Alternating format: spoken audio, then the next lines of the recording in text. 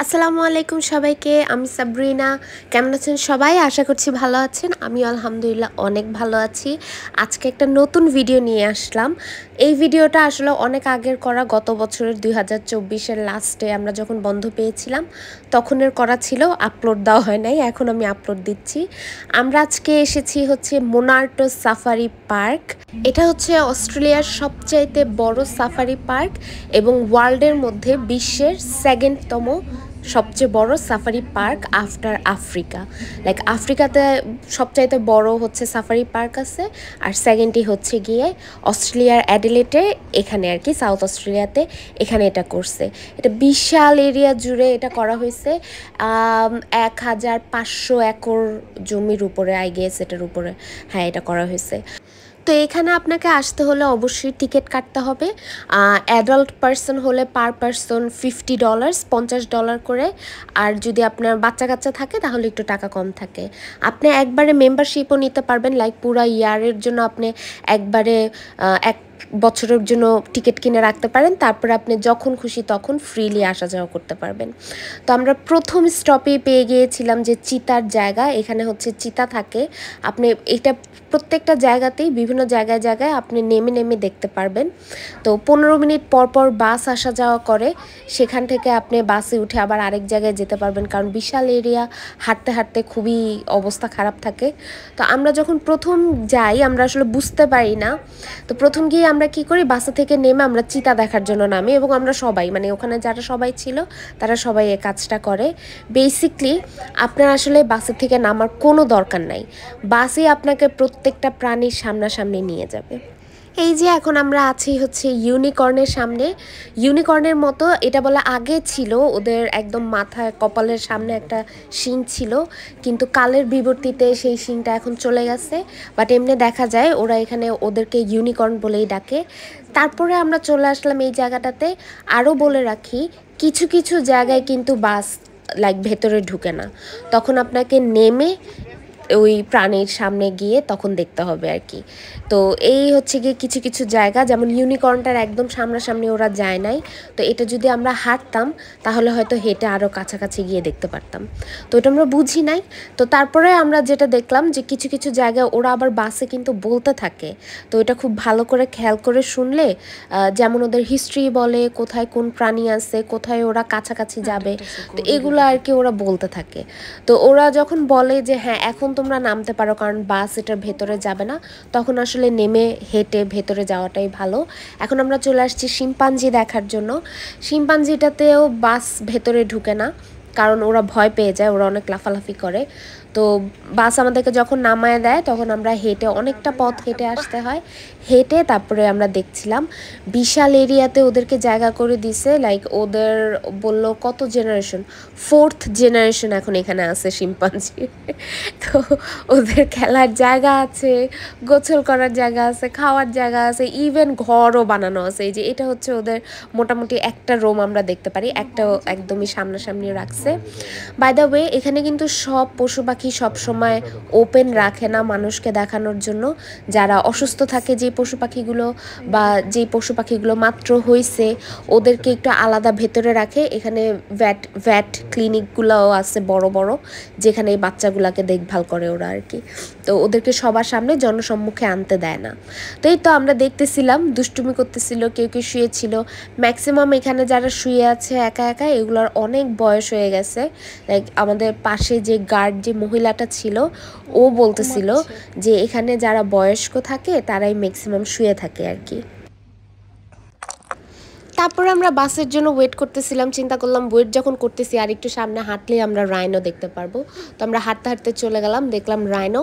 আমরা যখন গেলাম তখন দেখেছি মাত্র একটা, এটা ব্ল্যাক নাকি হোয়াইট রাইনো যেন ছিল। এখন 2025-এ কিন্তু মোনার্টোতে আরও অনেক পশু পাখি আনা হয়েছে এক্সট্রা। যারা একা একা ছিল তাদের সঙ্গী সাথী নিয়ে এসেছে। স্পেশালি এখন নতুন করে এলিফ্যান্ট এনেছে, মানে হাতি। আমরা যখন গিয়েছিলাম তখন শুনেছি একটা হাতিই ছিল এবং সে খুবই অসুস্থ, এর জন্য ওকে ওপেন রাখে নাই, ওকে ভেতরে রাখা হয়েছে। তো আমরা আসলে দেখতে পারি নাই, বাট ওই হাতিটা খুব সম্ভবত আলটিমেটলি মারা যায়। তো এর জন্য পরবর্তীতে এই 2025-এ দুটা যুগল হাতি নিয়ে আসা হয়েছে চায়না থেকে, এবং এটা ছিল like talk of the town. খুবই মজার ছিল। হাতি আসতেছে, এভাবে আনা হয়েছে, ওভাবে আনা হয়েছে, এখন দেখভাল করতেছে, এখনও দেখতেছে তারা অ্যাডজাস্ট করতে পারতেছে কিনা, মানে সেই একটা অবস্থা। তো তারপরে আমরা উঠে গেলাম আবারও হচ্ছে গিয়ে গাড়িতে, কারণ খুব টায়ার্ড হয়ে গেছে হাঁটতে হাঁটতে। তারপরে দেখতেছিলাম যে আর কি দেখা যায়। তো সামনে বললো যে আমরা একদম কাছাকাছি জিরাফ দেখতে পারবো, আমরা যদি জিরাফকে খাওয়া দিতে চাই, লাইক অনেকে থাকে না যে একটু খেতে দিতে চায় এটা সেটা, তো এটা আমরা এই জায়গা থেকে করতে পারবো আর কি। জিরাফরা অনেক কাছে আসছে, ওই যে বাস দেখা যায় দেখতেছেন, তো বাস কিন্তু আসলে অনেক কাছাকাছিই যায়। তো তারপর আমরা চিন্তা করলাম আচ্ছা বাসের ভেতর থেকে না দেখে জিরাফটা একটু কাছাকাছি দেখি, তারপর আমরা আবার বাসে উঠে আবার দেখবো আর কি। তো এটাই, আমরা কাছাকাছি এসে জিরাফ দেখা শুরু করছি। আচ্ছা, জিরাফ দেখতে দেখতে আমরা কিন্তু এখানে কিছু বন্য হরিণও দেখেছি। এই যে খুবই সুন্দর ডোরাকাটা, মানে খুবই আনকমন এক ধরনের হরিণ, এবং এর সাথে আমরা ইমু পাখিও দেখেছি এবং অন্য অন্য কিছু প্রজাতির পাখি ছিল, মুরগি ছিল, লাইক দেখতে মুরগির মতো কিন্তু মুরগি না, পাখি ছিল আর কি। আমি আসলে ওগুলা বলতে পারি না, আবার কিছু কিছু আমি আসলে ভিডিও আমার কাছে আর নাইও, খুব সম্ভবত ডিলেট হয়ে গেছে আর সামথিং, যেহেতু 1 বছর আগের পুরাতন ভিডিও আমি এখন আপলোড করতেছি, so I am so sorry. But হ্যাঁ, এখানে অনেক কিছু দেখার মতো আছে। দেখতে দেখতে চলে আসলাম তাসমানিয়া ডেভিলের কাছে। আমার কাছে আসলে এটা দেখা মনে হয়েছে যে এটা একটা বড় প্রজাতির ইঁদুর, কিন্তু হ্যাঁ এটাকে বলে তাসমানিয়া ডেভিল। যাই হোক, আমরা চলে আসছি আবারও হচ্ছে গিয়ে গাড়িতে। এবার চিন্তা করলাম ভাই অনেক হাঁটছি, আর পারবো না, এবার আমরা গাড়িতে ঘোরাঘুরি করি। তো গাড়ি দেখলাম যে আবারও ঘুরতেছে হচ্ছে গিয়ে ইয়ের সামনে, জিরাফের সামনে। ওই যে ওখানে একটু ছাউনি দিয়ে জায়গা দেখা যাচ্ছে, আমরা ওই জায়গাটাতে ছিলাম। বাট গাড়ি তো হচ্ছে গিয়ে মাঝপথ দিয়ে যায়, তো যেই পশু পাখির সামনাসামনি যাওয়া যায় গাড়ি সেটাই করে, ওই পশু পাখির সামনাসামনি গিয়ে দেখা করে, আসা যাওয়া করে আর কি।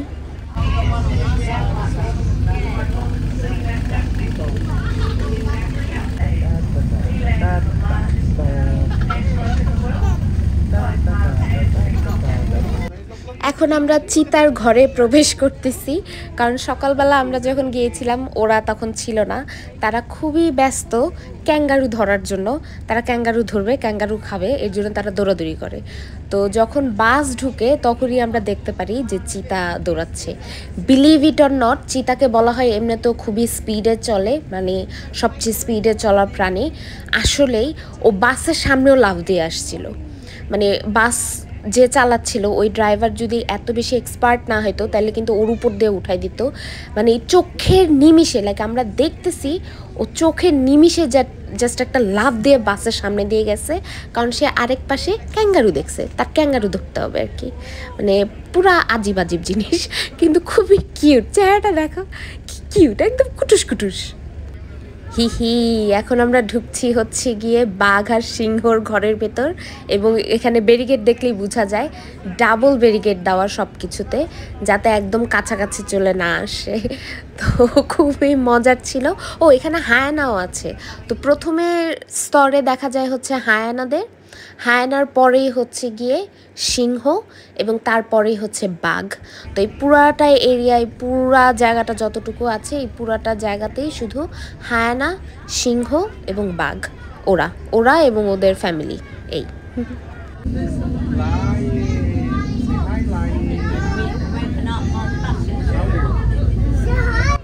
আচ্ছা, আমরা যখন গিয়েছি তখন এখানে হচ্ছে গিয়ে মেয়ে লায়নটা আছে তার বাচ্চা কাচ্চাদের নিয়ে, এগুলো সবই হচ্ছে ছোট ছোট লায়ন বাচ্চাগুলো। বড় যেই লায়নটা, ছেলের লায়ন, সে তখন অসুস্থ ছিল, এর জন্য ওকে এখান থেকে সরিয়ে নিয়ে ভেটেরি ক্লিনিকে রাখা হয়েছে।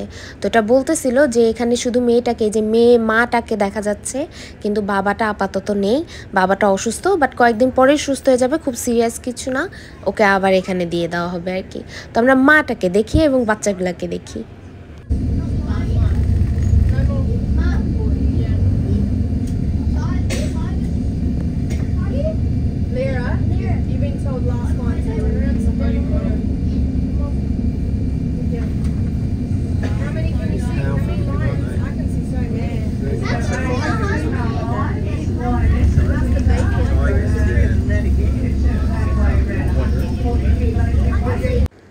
এখন আমরা চলে আসছি হচ্ছে গিয়ে একটা রেস্ট সেন্টারে।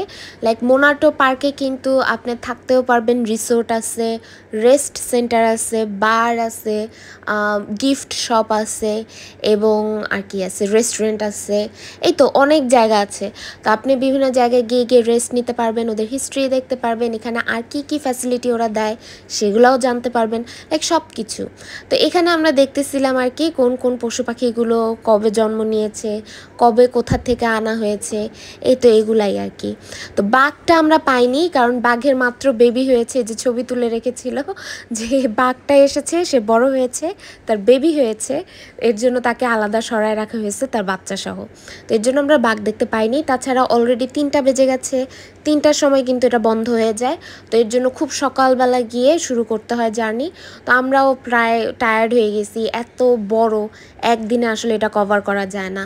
যারাই যাবেন আমি সাজেস্ট করব 2 দিনের জন্য স্পেশালি যেতে, কারণ একদিনে 3টা পর্যন্ত এটা হয় না, আপনার আরও টাইম লাগে আরও সব কিছু ঘুরে দেখার জন্য।